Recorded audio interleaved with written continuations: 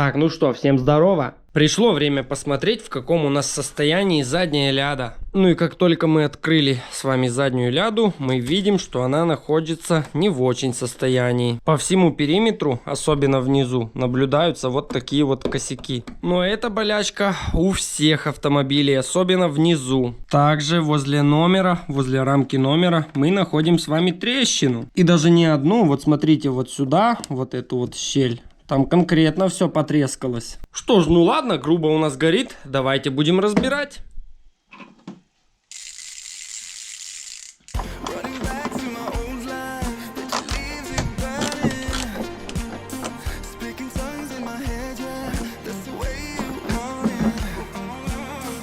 Не спеша отключаем вот такие вот две фишечки. У нас идут на подсветку номеров. И у нас рамка снята. Ну что, смотрим. К первому преступнику мы добрались. Вот оно у нас, это место убитое. Затем аккуратненько вытираем вот эти вот все отверстия. Для того, чтобы не было пыли и грязи. Фишку можно утопить внутрь. И точно так же здесь. Затем я беру малярный скотч и просто аккуратненько все эти дырочки закрываю, отверстия.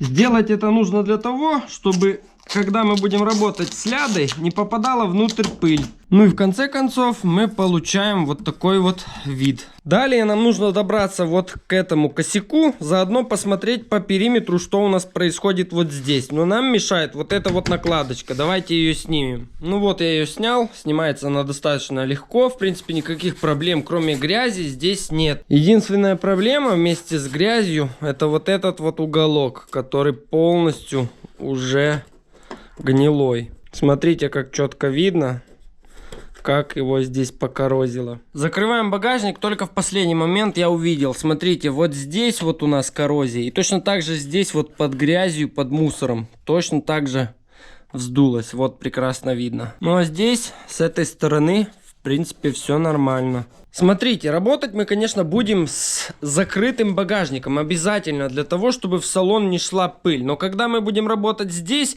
мы четко видим, что нам мешает фонарь. Поэтому давайте его снимем.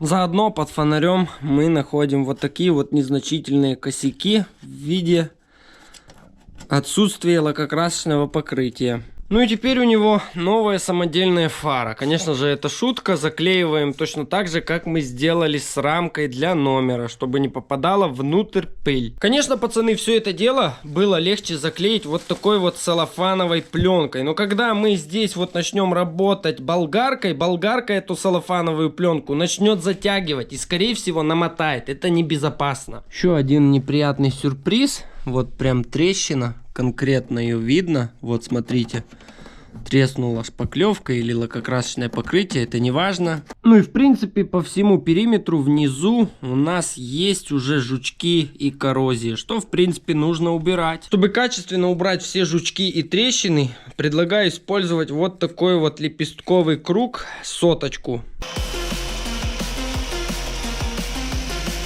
Вот таким вот путем, пацаны, убирается трещина. Смотрите, просто вот снятая шпаклевка прям до металла.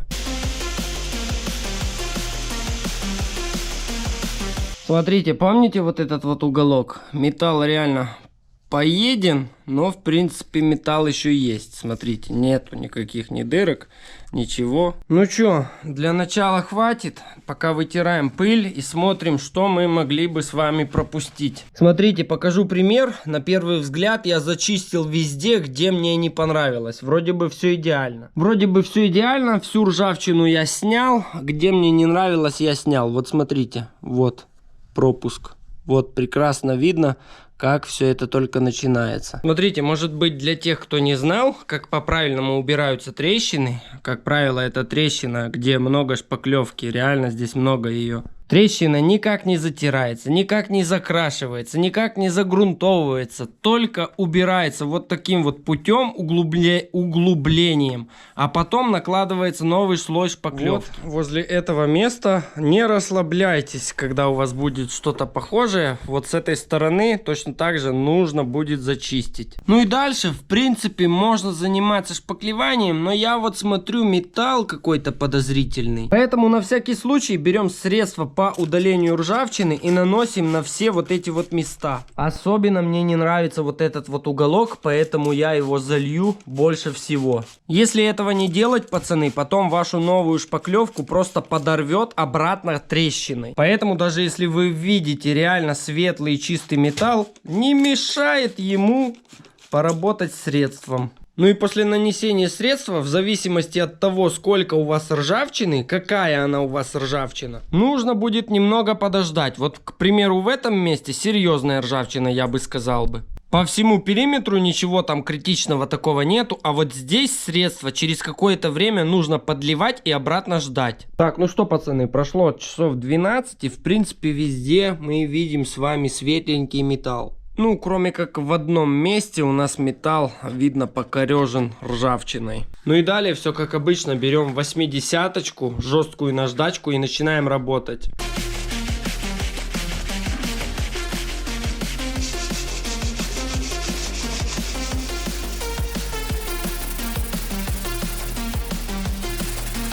После работы с наждачкой берем тряпку, обезжириватель и наносим на тряпочку. После этого всего начинаем убирать средства по удалению ржавчины, ну и пыль. Затем мы с вами берем уже чистую свежую тряпочку, обратно хорошенечко смачиваем и начинаем уже по новой обезжиривать пыль.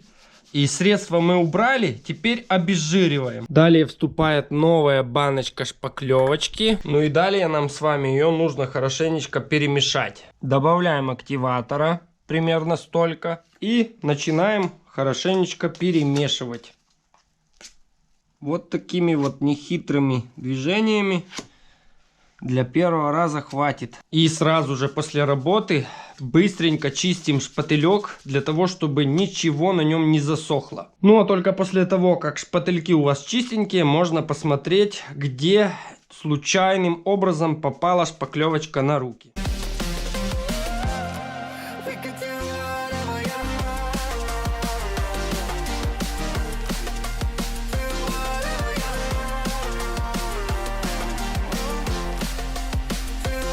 Самый сложный участок, потому что здесь вот, во-первых, полукруг и такая вот как бы яма. Вот такая вот яма и такой вот полукруг. Хотя шпателек самый маленький и никак он здесь не сможет подобраться, поэтому приходится корячиться. Ну а так, в принципе, по всему периметру зашпаклевали, нужно подождать, чтобы подсохло. Дальше изготавливаем вот такой вот телефончик маленький, берем наждачку и погнали!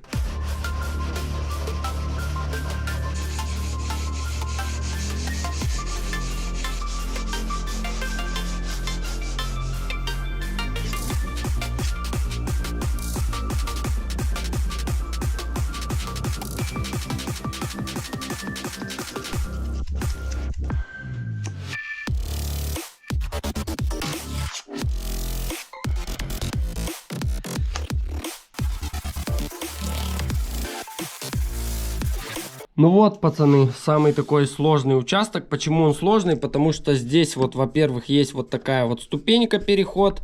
Ну а во-вторых, вот здесь вот есть вот такая вот выемка. И для того, чтобы себя проверить, нужно просто взять деталь, которая здесь стояла, установить, ну, хотя бы прислонить. И вот, в принципе, посмотреть, что, в принципе, все нормально даже получилось. Вот с этой стороны вам покажу. Так будет намного лучше видно, потому что фонарь бьет сзади меня. Ну вот, смотрите, помните, да, какие трещины здесь были и как, в принципе, сейчас оно у нас стоит. В принципе, идеальненько. Когда работаете с такими вот сложными участками, когда нужно быть миллиметровщиком, рекомендую иметь в гараже маркер. Это реально крутая вещь. Ну и внизу, в принципе, у нас тоже уже практически идеал. В некоторых местах я добавил. Сейчас мы с вами все это вытрем и будет все.